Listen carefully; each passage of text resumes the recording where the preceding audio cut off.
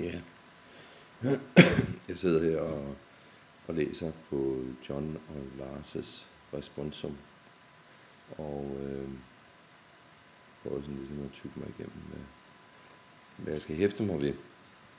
Jeg føler mig jo en lille smule ramt af både med det der med teorien, der bliver koblet på, sådan efter for godt befindende, og måske også en lille smule af det, der handler om, at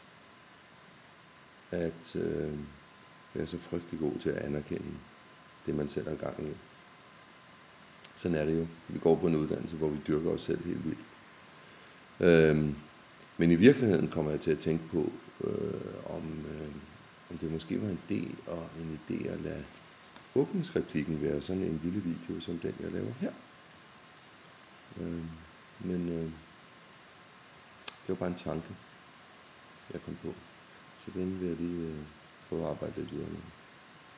Det er også lige gået op for mig, at den der åbningsreplik faktisk skal ligge tirsdag kl. 12. Nu skal jeg først op om fredagen, så jeg havde forestillet mig, at jeg havde lidt bedre tid. Men det når jeg nok.